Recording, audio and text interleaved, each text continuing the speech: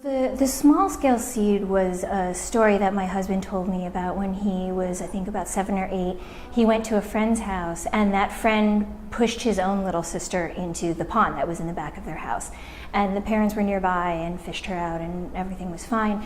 But I kept thinking about that for some reason and thinking, why would he do that? You know, was there some sort of long-standing thing? Was he just playing around?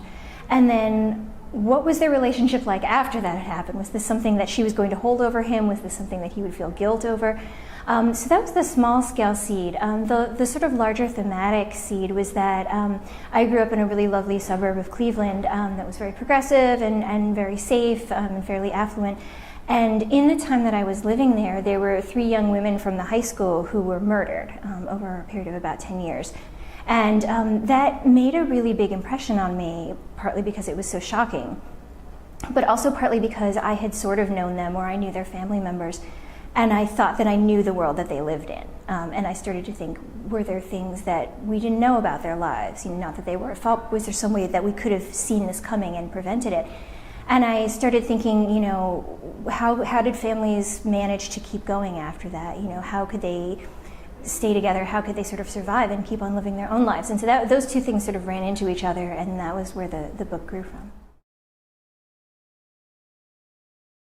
As I started to get to know the family and to sort of understand the issues that they were wrestling with and the sort of demons that they were facing, it seemed to me that the 1970s was a spot that really highlighted all of those issues really clearly. So, for example, Marilyn, the mother, is really sort of torn between the era in which she came of age, which is the 1950s, and the sort of restrictions that that placed on women, and the era that she sees her daughter growing up in, which is the 1970s, where there are a lot more options available. And it struck me as so poignant, I think, for women of that particular generation to have had so much change and to see their daughters getting so many opportunities that they themselves had missed just by being born too early. That seemed really bittersweet and really poignant to me.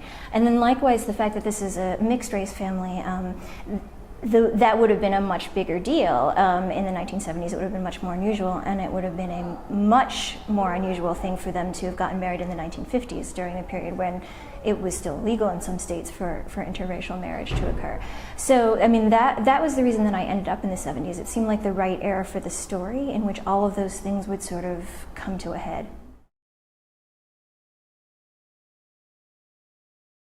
I'm really glad to hear you say that that's an important part, but it's not the whole story, because to me this was always sort of a story about family. And if you had asked me before I started writing the book if I was ever going to write a book about Asian characters, I probably would have said no, because I grew up in areas that really had almost no Asian population, and I don't speak Cantonese, which is my family's dialect. I don't know a lot of that, and so I feel somewhat distanced from that culture.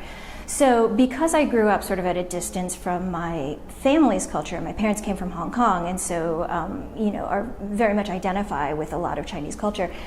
I had an idea of what it was like to sort of have one foot in each world and not to feel totally comfortable in either place. You know, that when I was with you know, like white American friends, I was very conscious of how Chinese I was. And when I was with my Chinese family who live in the Bay Area and speak Cantonese and know so many more things than I do about, you know, our history and our culture, I was very aware of how un-Chinese I was. And I wanted to sort of explore that in the book. And what ended up happening was that as I got to know the characters again, it struck me that they were dealing with the same sort of divide, the same sort of being not torn, but having part of them in each different culture. And one way to sort of make that divide in their family, or that difference in their family, really obvious was to have them be a mixed race couple. And that's an issue I think about a lot, because I'm also in an interracial marriage. My husband is white, and so I have a part Asian son. And so these were sort of things that I had been interested in exploring already, and questions of identity that I'd explored for myself and that I'm thinking about now for my son too. Well, it's sort of on pause while I'm doing book tour right now, but I think it's going to be set in my hometown of Shaker Heights, which is a suburb of Cleveland that I mentioned before was very beautiful. It's got a lot of trees, it's got a lot of red brick. It's very progressive, and it's very racially diverse in terms of black and white, and that was actually one of the reasons that my parents moved there. But it also, what goes along with that is sort of, I think, a preoccupation with how you're viewed from the outside and how other people will view the community.